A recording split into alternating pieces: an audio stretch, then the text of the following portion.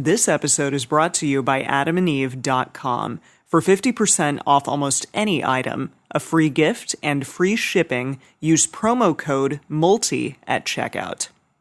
You know, we have to continue to look. Polyamory is, you know, the definition talks about other people, but it's so much about yourself. So much about you looking in the mirror and looking at your own shit, noting your own shit. When I was in a monogamous marriage, more than one of them, when there was things that made me uncomfortable or made the partner uncomfortable, we simply did not talk about them. We hid them. And we put them aside. And now... Oh, I did it totally different. Ours was who yelled the longest, the loudest one. So we were both very bad at monogamy, so we have no advice there. No advice. If you're happy with the same old ways of dating, if you enjoy sucking at communication, and you have no desire to improve your romantic life, then our podcast might not be for you. But if you want some out-of-the-box ideas to deepen your current relationships, broaden your sexual horizons, develop a better understanding of yourself, or learn more about non-monogamy, then you've come to the right place. I'm Jace. I'm Emily. And I'm Dedeker. And this is the Multiamory Podcast.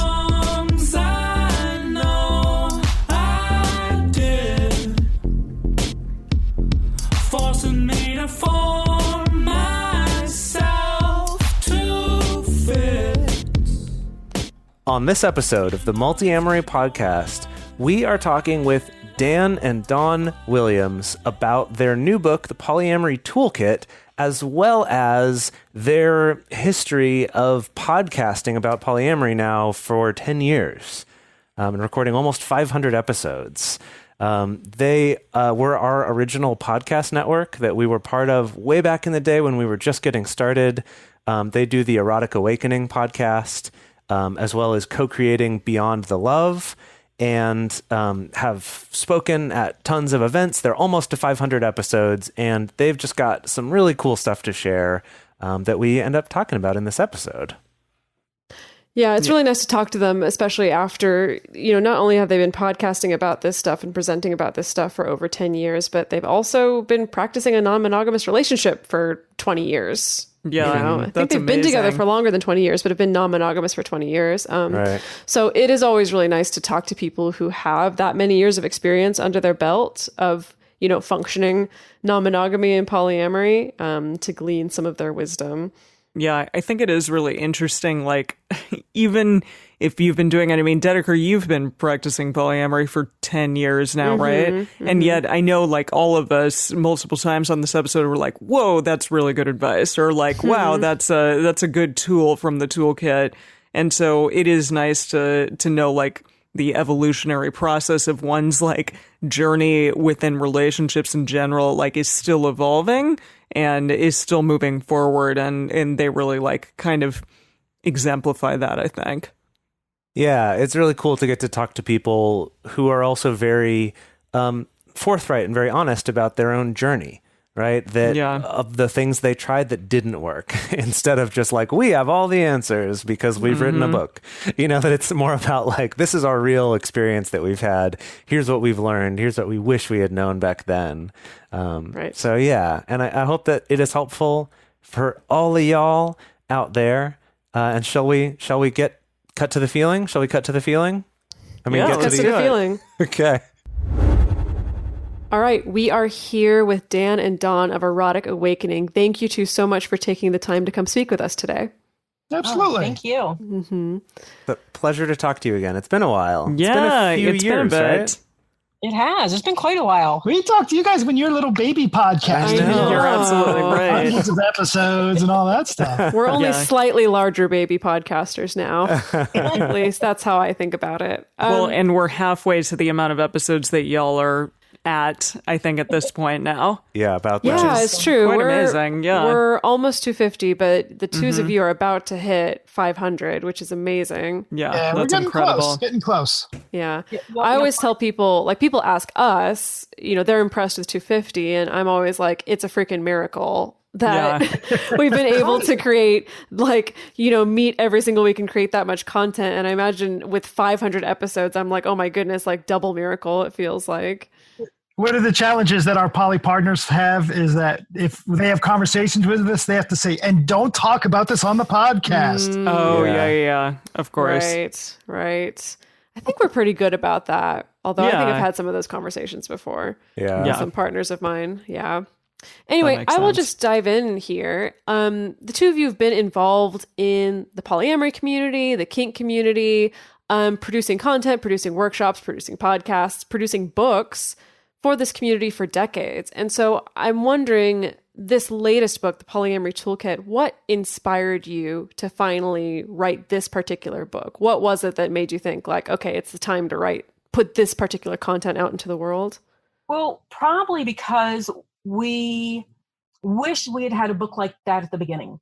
So we've never found a lot of tools. What we found was a lot of people talking about jealousy, but not really having any methods to get through it. And then we would stumble across a tool and then stumble across something else that helped us and then something else. And we wrote a workshop called the 8 Poly Tools. And then we'd find a few more. And now we've got a workshop called 8 Poly Tools and 8 more Poly Tools. Oh, wow. So it's like, okay. And then a lot of people asking us the same questions. So it's like, okay, it's time to get this in writing and get it out there so it goes to more people. Right. So, that's very cool. Yeah. And this is not your first book. You've put out a couple books before this. We have. Yeah, we wrote a book about power exchange. That was our first book, and that was of a similar vein to say, look, this is not the truth. This is not the only way. This is our experience. This is how we've done things in the power exchange world. And then we took a break and we wrote some, I forget the nice way to say porn. I think erotica. Erotica is the classy way.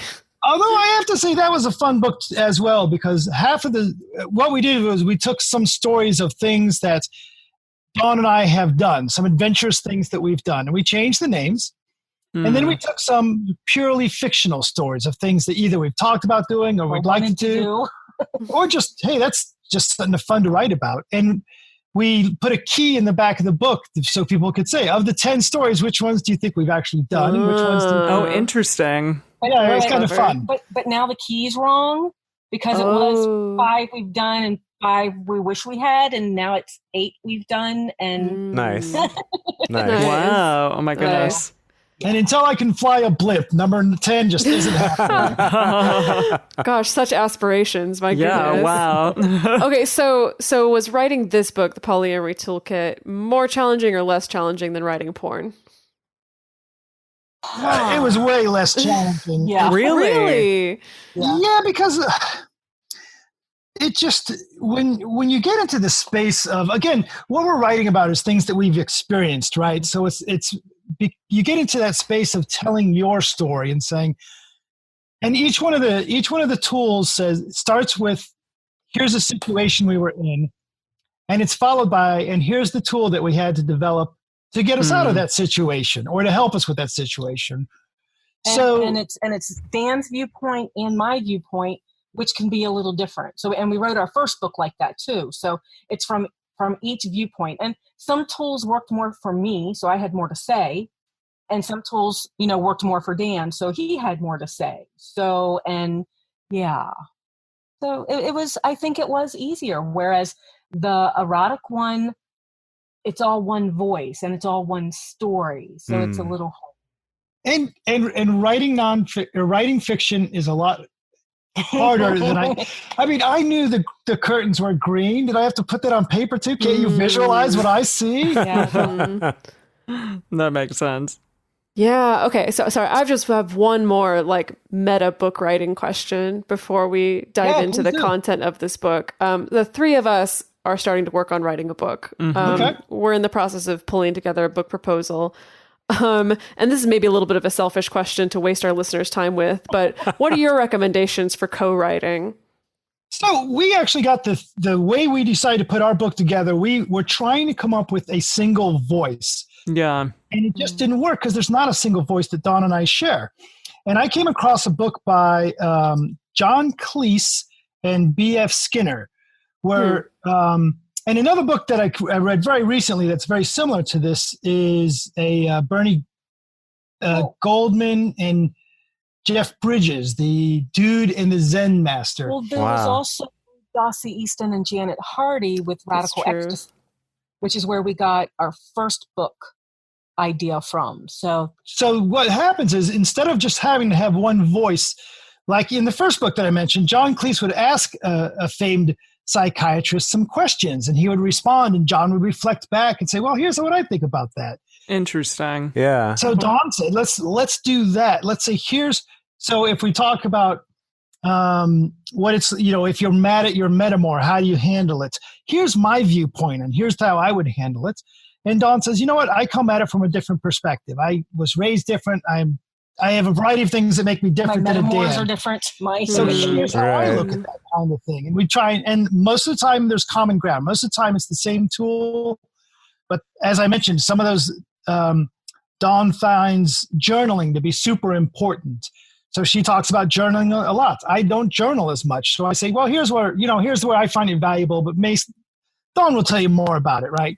Other tools, they work the other way. So for you guys to sit down there, how do I keep my voice, but it to become a cohesive voice?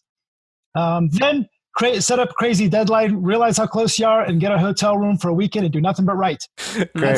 Perfect. That's what we did. We had a Google Drive. We had Dan's completed, Dawn's completed, and then we would take mine, I would take his, and we'd respond to them. And then we took a weekend in a hotel. All 3 books we've done this. Weekend in a hotel, huge Post-it notes up on the wall, and lay out your chapters and go. Yep. Wow. That's amazing. So yeah, well, that's a little bit further down the road for us. We're still in proposal territory mode, yes. Kind of cutting our teeth, just pulling the proposal together. But also decide if you're going to talk from experience, and that these are your experiential stories, or if you're going to have theory in there as well, because some books have theory about this is how it should happen, this is how blah blah blah, or is it going to be the actual experience, which is what ours is. We have no shoulds in there. This is what we did. This worked or didn't work. Interesting. Right. Yeah. Oh, I like that. I think our podcast is a little bit of both for sure. So that'll be interesting to kind of make a decision there, or if it'll go in that direction as well. Right. Yeah, definitely.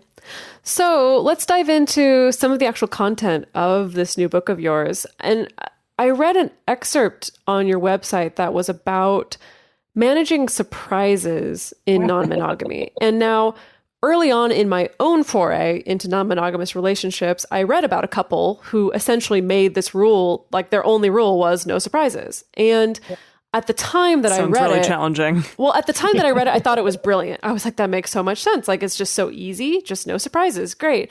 And then I actually got into a non-monogamous relationship and realized how potentially challenging that is. And so what are your thoughts on handling surprises or unexpected turns? Should it be a hard and fast no surprises policy? Like, what's your take on that? Well, I think it's more, instead of no surprises, it's more about managing surprises, because there are going to be surprises. Things that I think are a given, or Dan thinks are a given, will end up being a surprise to the other person. Or we think we shared it with this partner, but we really shared it with that partner. Oh, God. Yeah. On the podcast, Yeah. tell all the partners, or, there's going to be surprises. So it's for us, it's about managing them, because some of us don't like to be out of the loop. Right. So it's a trigger, or whatever word you want to use. For some it's a trigger, for some it's just uncomfortable if they're out of the loop. I just like to know what's going on, even though I don't need to be asked permission or anything. I just want to be in the loop. I don't want to walk in a room and see something with somebody that I had no clue about. Yeah. We found out early on that the way to give your other partners updates on a relationship change is not via Facebook.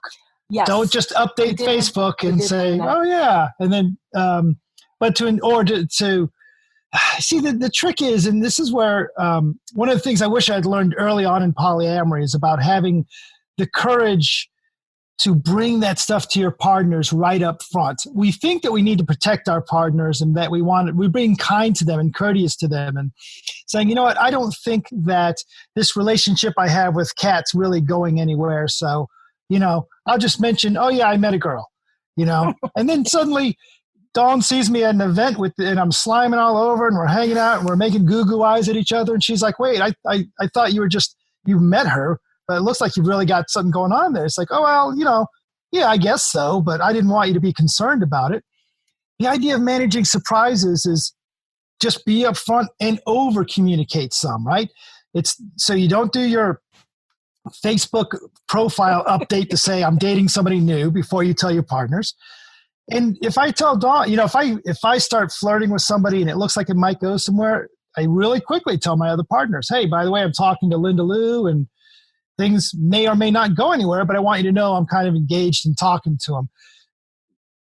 Dawn doesn't mind who I date, and my other partners don't mind who I date, but it's never comfortable to walk into a situation where suddenly you see one of your partners sitting on somebody's lap that it totally comes out of left field. Yeah. Right. Or find out from that other person that they've been texting you or something just weird.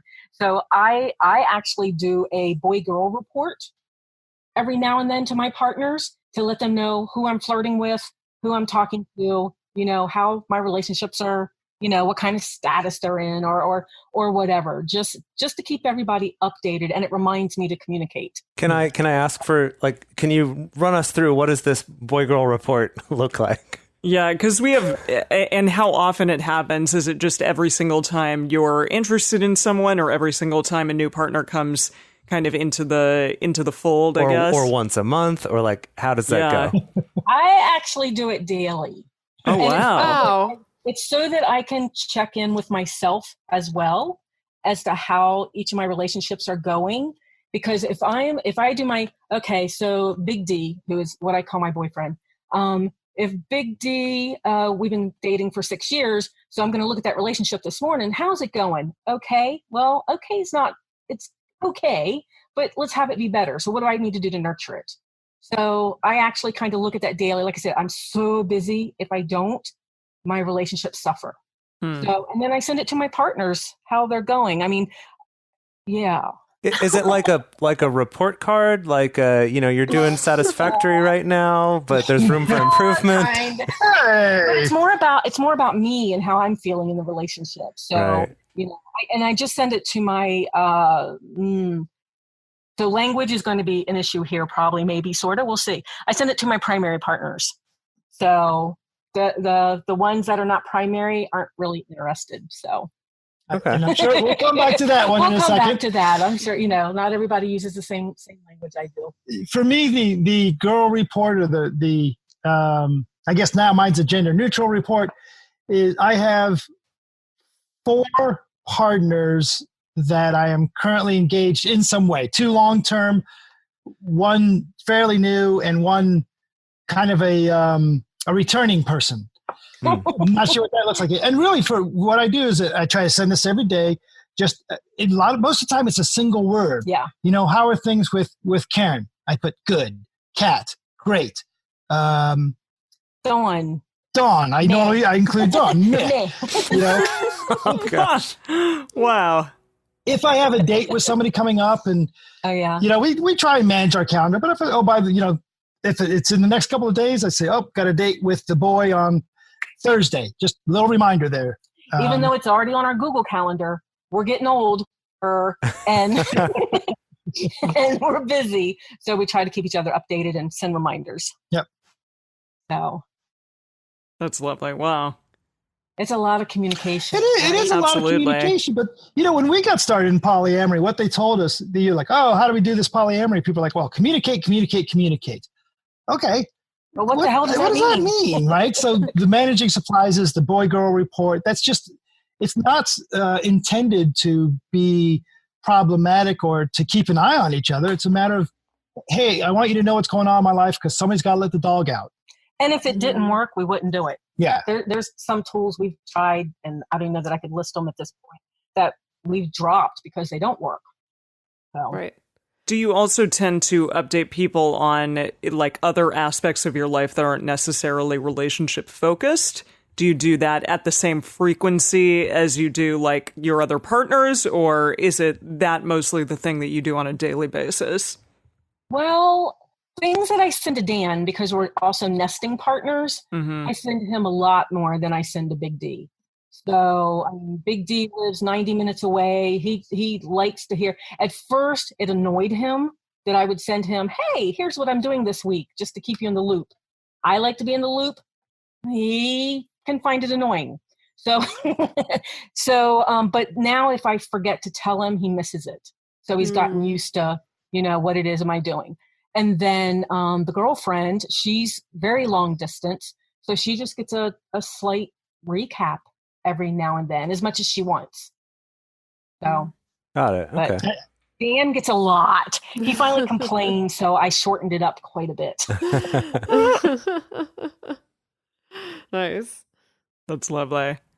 So let's kind of dive into some of the things within your book. The first one that you talked to us about was the and not or. So can you kind of elaborate on that? Because this is one of the tools, correct, that's in your book? Right. So there's 25 tools. And real quick, managing surprises, boy-girl report, also tools in the book. Okay, cool. That's also those aspects. But go ahead for the and not or. So and not or, I really wish we had learned this, or I had learned this early on. I've only learned this in the last couple of years, not even sure how we figured this out. But a lot of my jealousy issues are the fear of being rejected or the fear of being replaced. Right? So that's where a lot of mine comes in. And this whole idea, when Dan and I started dating together, and then we started dating separately. And when we started dating separately, it was really hard. And it was a long time before I found my own other partner, and Dan was finding everybody. Anyway, once I found mine, a lot of the stuff started clicking that he was telling me. Even though I understood it, now I really understood it. And the thing is that everything is an and, right? So I have Dan and Big D. I'm in love with Dan and Big D. He's in love with me. And it doesn't diminish anything from the other relationships. So anytime that Dan starts dating somebody new, or if Big D starts dating somebody new, or the girlfriend, I don't know. Never mind. I was going to say, I don't know if I have her permission to say her name, so we'll just say the girlfriend. Anytime I think about that and I think, oh my gosh, what if they like that person more? But wait a minute, they're just adding things in. This is an and. This is not a replacement. Yeah. For me, right now, a while ago, I started dating somebody who's had very different sexual taste than Dawn does. I think I could say that on your podcast. Yeah, right? absolutely. Yeah, sure. Yeah. Very good. Yes, thank you. Yes. The buzzwords. And in that, where this new partner was more of a fan of your classical romance books, Dawn is more of a fan of perhaps Freaky. I was gonna say 50 Shades of Grey Is this literally about their literary tastes, or are we talking in like metaphor here? Oh no, Dawn's all kinky and shit, and the new girl's not. Okay, great.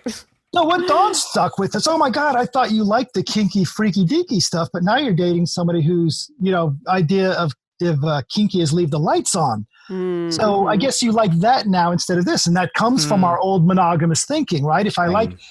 And it's stupid if we think about it from a perspective of, I don't like chicken or fish. I can like them both. And I don't even identify that I like one better than the other. It's like sometimes I'm in the mood for one or the other. But I didn't get it until I got it. Yeah. And that's when just having that terminology of and not or to recognize that these are things that are added to our relationships, not things that we're, replacing, or because, again, a lot of people have this fear of the reason for polyamory is because I'm not enough. Yeah. You wouldn't need another partner if I was enough. And that's not the reality of it. The reality of it is, and means there's just additional types of stuff. Another tool in the book is that this is kind of related to, specifically for male-bodied American people, we're taught going into relationships that if you are not the number one sexual dynamo in your woman's life, she will immediately leave you and needs, because that's what women need is, a strong, virile guy who knows all the tricks.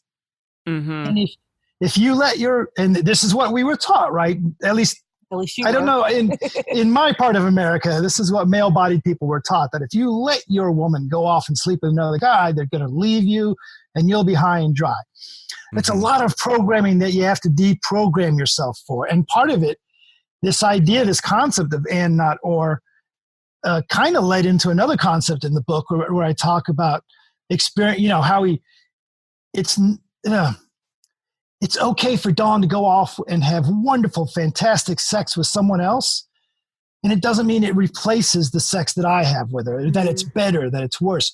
So the tool is not comparing sex. To recognize that if Dawn and I dance in the middle of the room here, she can't have that dance with anyone else ever. It can't exist. Other people dance differently. Other people dance to different music. Other people bring great things to the dance, but it's not what Dawn and I bring together. So again, that's another metaphor there, obviously goes into sex. Dawn has wonderful sex with Big D, but it's not the sex that her and I have. So this idea of comparing them, right? You got to get away from comparing them and accept what we each have is a beautiful thing. And that takes away from that need to cling and that need to be, terrible thing I do early in our relationship is when I would have sex with Dawn after she started to see someone new, I would spend a lot of my time thinking about, does the new guy do this? Does the new guy do that? Oh, I bet the new guy doesn't know this trick from... And I was having sex with the new guy instead of Dawn. Oh, gosh. Yeah. No, that's a great... That is a really interesting way of putting it. Yeah. No, I think that's incredibly accurate.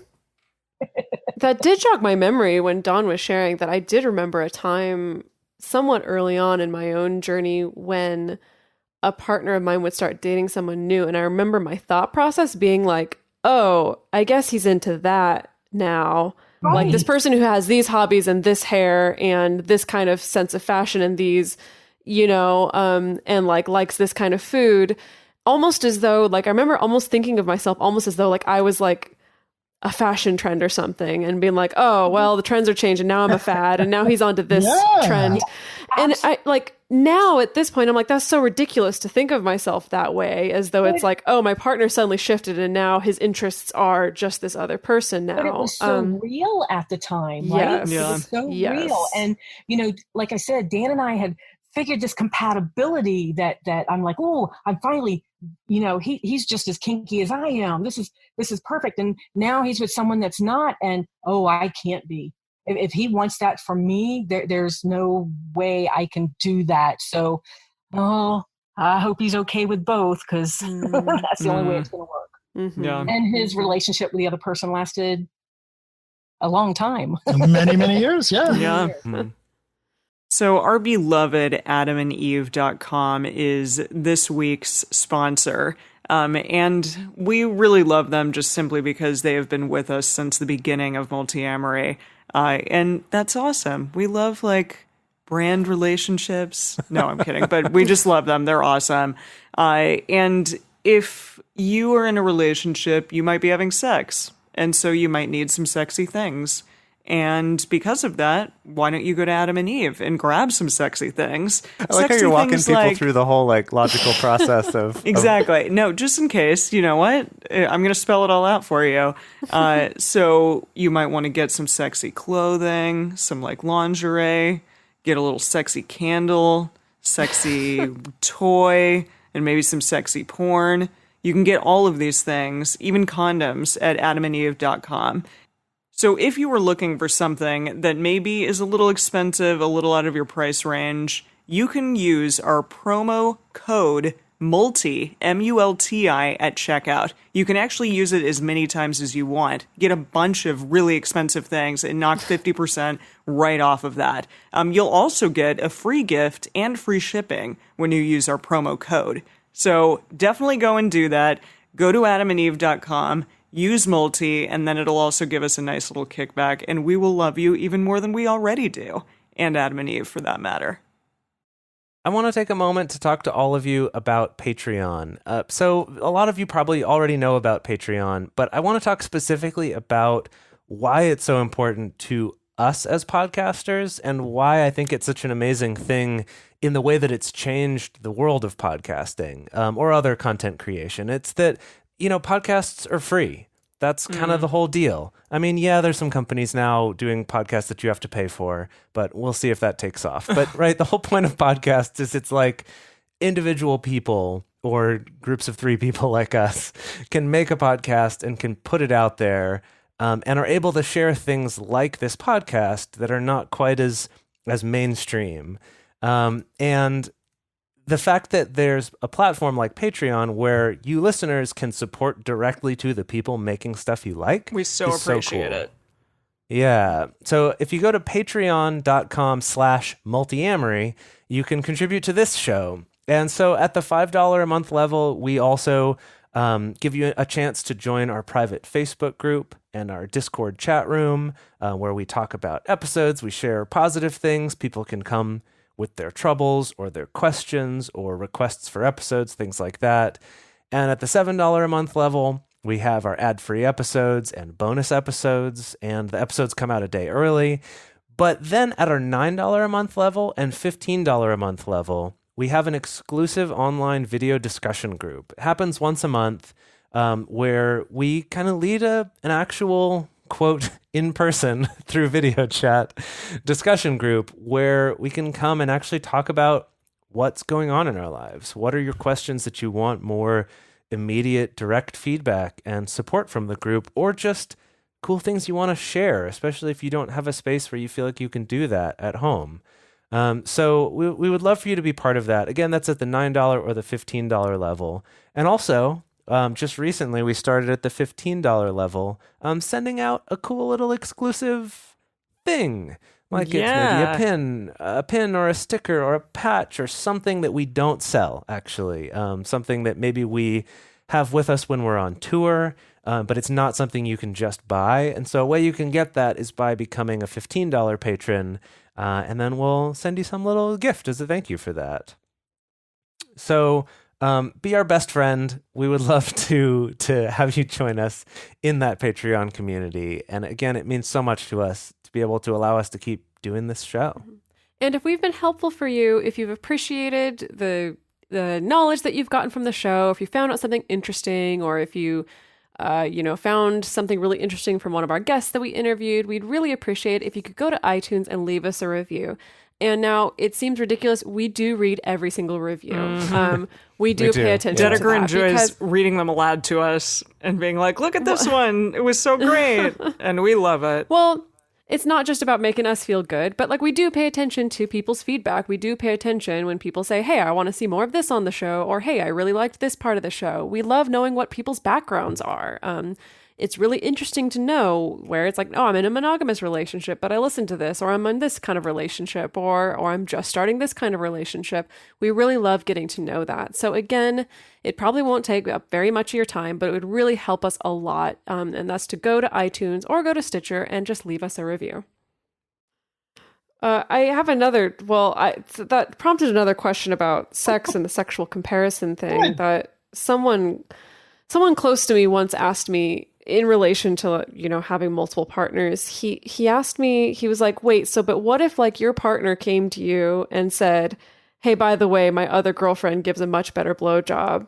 And first of all, there's so many problems just with that hypothetical scenario, right? And so many questions of like, why are they saying that? Is there a problem? Like, is that like, does this person want to give me tips on how to improve? Like what's going on? Or is this person trying to make me feel shitty? Like, I don't know. But I think that is interesting that, like Dan was saying, that we are kind of taught, like, if you're not the most sexually impressive person that your partner is with, like, there's no way you're going to hang on to them. I think women get that too. I don't know about your experience, Donna or Emily or whatever, but I know that I did for a long time, especially monogamous relationships, kind of feel like you got to be down for whatever, because if you can't do exactly what he wants, like, you're going to get kicked to the curb, or he's going to go find someone who does. And that's really not a mindset that encourages like having boundaries and having limits and knowing what you like or what you don't like. Mm-hmm. No, agreed. And, this leads me to one of the sections of the book that does talk about that polyamory is not all about sex. And I know that's probably going to sound funny from us after we talk about our book, their sex book, and all the kinky stuff. But the reality is, Dawn and I are both on the plus side of 50. And although not all of our partners are, it is an interesting thing to recognize that we are biological constructs that if sex is the only basis to your relationship, you may have built yourself into a short-term relationship. Secondarily, I have had and do have multiple polyamory partners, and they are polyamory in every sense of the word, that I've never engaged in sexual congress with. Yeah. There's a great deal of intimacy, but it doesn't involve my penis going in anybody's places. And it doesn't need to. So although polyamory has brought great, wonderful, exciting, changed style and variety in sex and all the sex I could want, it also isn't about sex, in that non-sexual partners are real partners too. I think that's, for me, that's kind of an important message as well, that say that a lot of times you'll see polyamory is compared a lot with swinging. And I think that for me, this is where one of the clear distinctions is, I don't know what swinging without sex looks like, but I know what polyamory without sex looks like, and it's still pretty great. Yeah. I mean, that's something whenever I'm being interviewed, like about relationship anarchy or about polyamory, and if I sense that the interviewer is going a lot toward the sex-based questions, I usually like to pull out a very similar example to that of talking about a partner that I had for a long time who was effectively asexual. We did have sex at some point in our relationship, but it was few and far between and was not a central part of our relationship for years. And it kind of, they're like, oh. And I almost feel like, especially coming from me, who seems like a fairly young, virile guy, that they're like, oh, that must be your only point for doing any of this. And it does kind of rock their world a little bit to be like, oh, I didn't even consider that. Right. Or they don't consider, like we said, we're on the other side of 50 now. And we're going to get older. Does that mean we're not poly anymore if we lose our sex drive? To me, it just doesn't work like that. And like you said, people just don't consider that part. They think it's all an orgy, which yeah, they do. Nice, but no. All right, I want to take us to another section from your book that you mentioned before, which is this idea of uncomfortable versus wrong. And this, I love this, because this is something we talk about a lot on this show, of kind of how to introspect and get to those things of like, it's like the difference between what's uncomfortable because I just started running again and I'm sore versus what's uncomfortable because I twisted my ankle and I need to be careful to not damage it. Yeah, that's a great. Yeah. And there's also the thought, and I'm only jumping in because I don't have a piece of paper and I'll lose my train of thought. Yeah, go for it. So the uncomfortable versus wrong, this is also another one of those new ones I wish we had learned at the beginning. Because there's a lot of stuff that's uncomfortable. As you grow, as you meet new people, as your partners meet new people, as things change, there's a lot of uncomfortable. But we don't have the word for it. I didn't have the word for it, the word uncomfortable. So everything just felt wrong. And when it feels wrong, I put that on the other person. The other person is doing something wrong. The other person is creating this emotion. Instead of uncomfortable, which is all mine. And when it's all mine, then I can work on it. Right? If it feels wrong, then I'm attacking the other person and putting them on the defensive. Whereas if it's uncomfortable, it's like, oh crap, there's that feeling again. Oh wait, it's uncomfortable. It's not necessarily wrong. Everything's in the parameters that we set or whatever, that they're not doing anything wrong. So what is this and what can I do? Is there a way in which you distinguish between the two? It's for me, I just run it through my head real quick in a, try and sit in a place of logic for a moment and say, all right, here's my expectation. So one of my partners, Karen, started to date a guy named L. And she said, oh, me and L are going to go to a country music concert. And I was like, well, you don't like country music. She says, oh, yeah, I do. You just didn't know that about me. And he's going to take me there on the back of his Harley Davidson. I said, you don't like motors? Oh, no, I love motorcycles now. Oh, by the way, Harley Davidsons, they're kind of like big vibrators that we ride around all over the place. And I felt I felt really shitty about this. And I was like, God damn it, how dare she do these things? And I had to step back for a moment and think, all right, let me think. I have agreements with Karen that here's how we're going to communicate. Here's how we treat each other. dating other guys. Well, that's within our little boundaries. Riding on motorcycles. I've never said anything about that before. Going to country music. What do I care? Matter of fact, I love the fact that she has a boyfriend to go see country music. I don't have to go. But I still felt very icky about it. So there's where I get the distinction between wrong and uncomfortable. Wrong is something where Dawn and I agree.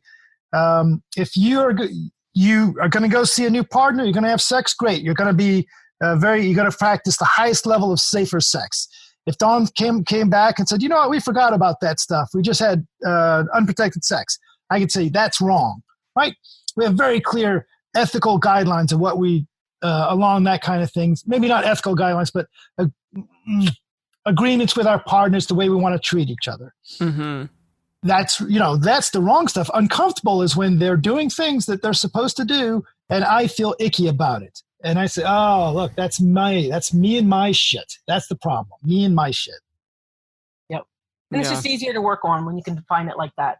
And it's just so powerful to be able to look at that, because I can remember being angry and pointing my finger at a partner going, I can't believe you did this thing. And they're like, but you've never said you didn't want me to do this thing. And you do that thing all the time. And I'm like, damn it. You're right. Thanks for the mirror reflection. Yeah. But when you can wrap your head around the idea, what I feel is uncomfortable, then I could say, look, partner, there's nothing wrong with the fact you're doing these things, but damn, if it still hurts, how about, can you sit with me for a little bit and help me process my shit? Because, damn, not you have to process it for me. Right. Not that they have to process it, but I want them to be my partner and hang out with me for a little bit and say, I want you to go have a good time, do the things you want to do, but do you have a couple minutes that we can talk about how icky I'm feeling? Not that you're doing something that's wrong, but that I suddenly have discovered looks like I have some jealousy, or looks like I have some envy, or some, what's that new one? FOMO? Right. Fear of missing out. Yeah. Well, that leads into 3 more tools I could mention, and I'm not going to, so unless you bring them up. Because we do have so many, and we put them in the book separately, but many of them work together, right? So when we have the whole FOMO or whatever, there's other tools and other tricks that we use to get past this uncomfortableness. Yeah. Yeah. I love that idea of using logic, not as a way to make the feelings go away, but just to kind of check them, just to kind of figure out what they are. Because we can be very emotional people, and that tool is called manual mode, by the way. So that's in the book. Well, okay, hang on.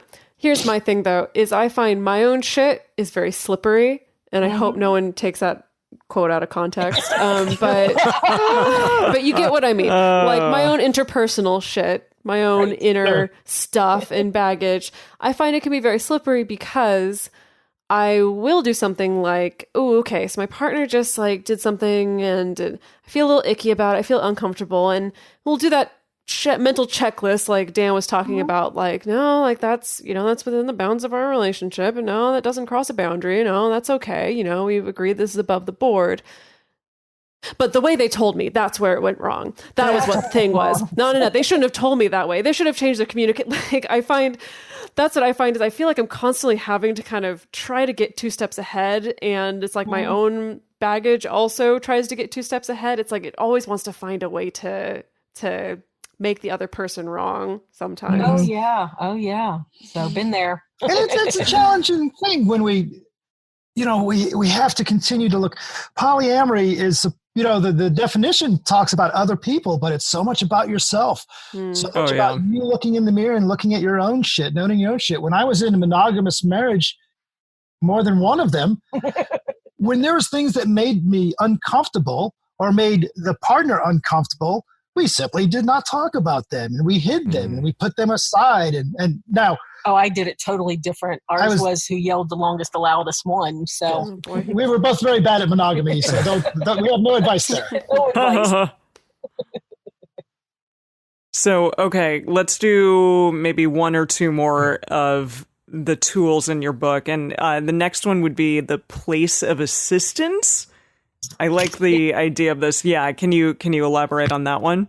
So that one would actually work very well. That's one of the ones I was going to mention with the whole uncomfortable versus wrong, because when you ask a partner for help, that's what you're asking for, is asking them to come from a place of assistance. So let's say Dan had we call it a wham moment in the book, which is a what about me moment, which is like the wham whole thing.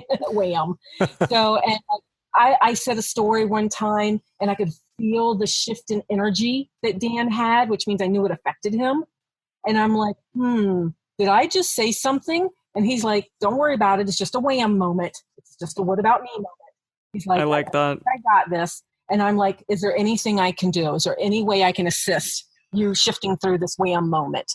And he's an internal processor. So he's like, no, I got this. I'm an external. So I'm like, are you sure? Are you sure? He's like, got it. So, but we always try to offer or to come from a place of assistance, not to take the whole thing on ourselves. Yeah. The trick is when, especially people that are new to polyamory, that have an existing relationship and they're branching out of that.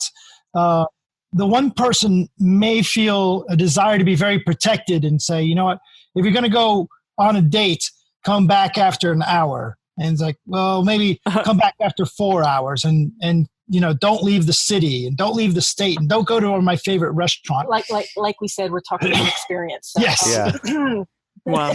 We had a variety of things that we were doing. And what I was trying to do is to, Dawn,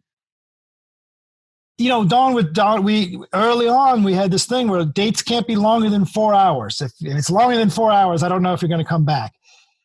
And instead of... It was rough. I'm sorry. Yeah. And what I would do is I would say, okay, I'll just live with that it's only going to be 4 hours. But he got resentful. I got resentful. The people I was seeing got resentful, yeah. Right? And instead of that, what Dawn actually wanted or needed me to do was when she says, look, I can't, I'd feel very jealous when you're seeing this person. It makes me feel really crappy, for me to say, oh man, I'm sorry about that. You are a partner of mine too. How can I help you with your feelings? How can I help you with that feeling of crappiness? By the way, I'm still going to go off on this overnight date. And I know that you hate dates that are over 4 hours. So what can I do to make that experience less terrible for you? So you have the balance. Place of assistance says, we have an agreement that I get to do, and I'm supposed to do, and we're supposed to do who we are. And sometimes that means overnight dates, and sometimes it means this and that.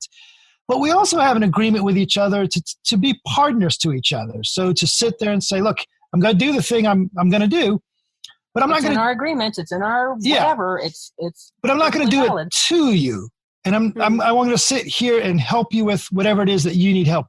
If the place of assistance means, you know what, can you at least check in with me every 4 hours? Well, sure, that's reasonable. That's a thing I can do to help you. But what I really want to do is sit here and help you process your emotional state. And maybe I can, if you want to help you come up with a plan. What are you going to do to make that time suck less?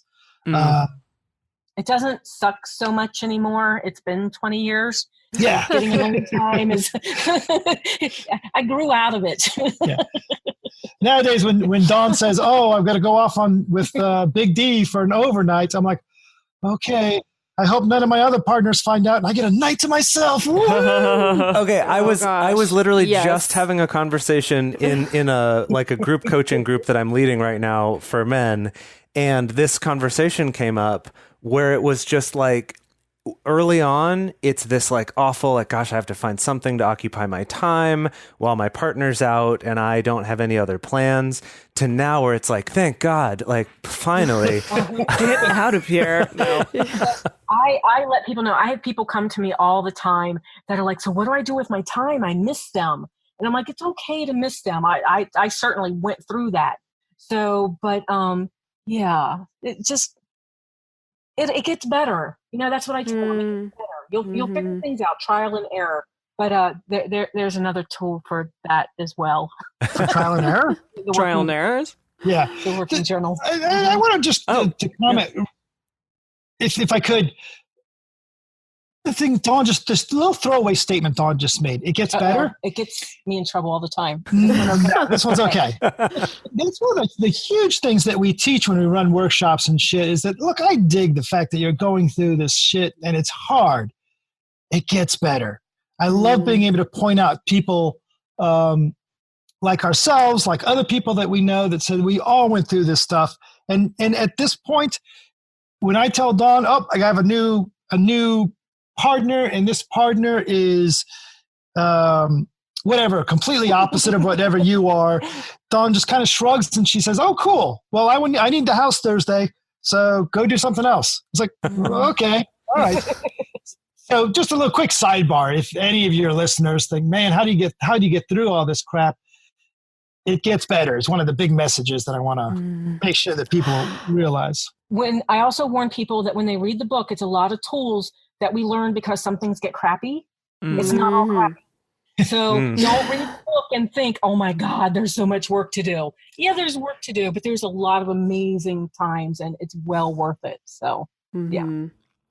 Well, I was going to say with it getting better, that's definitely something that I've tried to instill in my clients. Some clients are straight up just ask, does it get better? Please tell me it gets better. And it's so nice to be like, yes, it totally does. But with other people, I find it's like, oh, does it get better? Okay, how did you make it better? What did you do to make it better? What was the formula that turned you overnight from like the larva into the butterfly?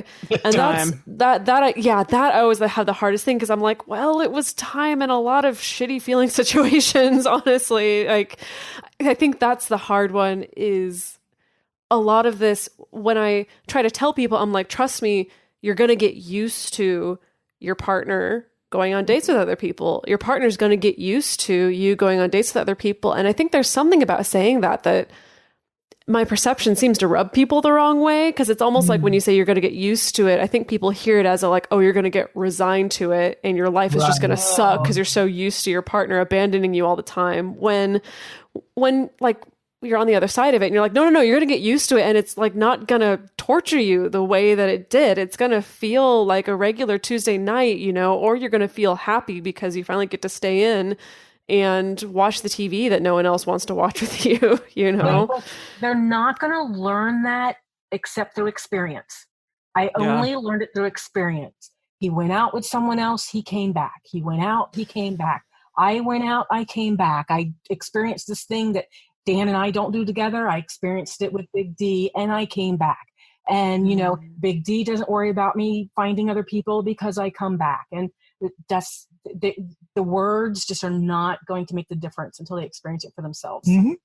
Absolutely. Yeah. I feel like an analogy that I've been thinking of lately is, maybe this is just for myself, but if I think back to when I first started dating, period, it was a freaking roller coaster, right? It was like everything was life and death.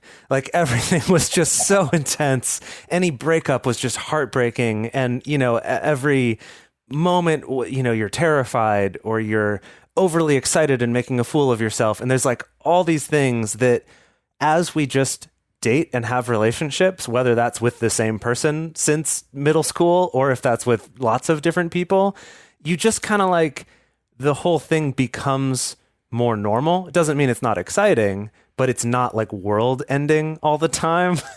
And I feel like non-monogamy is very similar. It's just, you're having to start over because you just haven't done this. You're just like a teenager at the beginning. And one of the other things that I share with people, and it's actually a recent development is the whole idea that I'll be okay. No matter what happens, because I can't say that Dan and I are going to be together forever, or me and Big D are going to be together forever. So you do have that fear of breakups and starting over and all these things. But if you can get to that point of, but I'll be okay, that was a big game changer for me. So.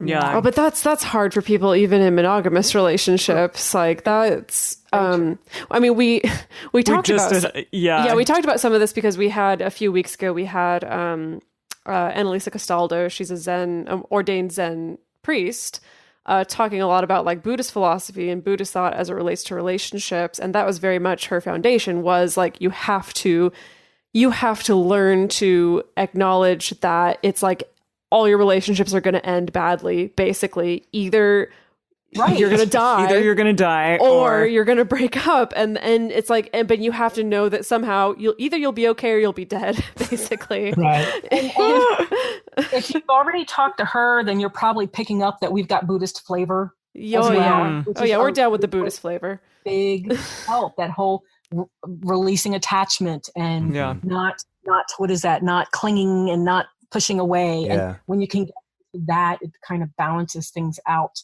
a bit. I'm not always good at it, so but it is a good philosophy. Mm-hmm. Yeah.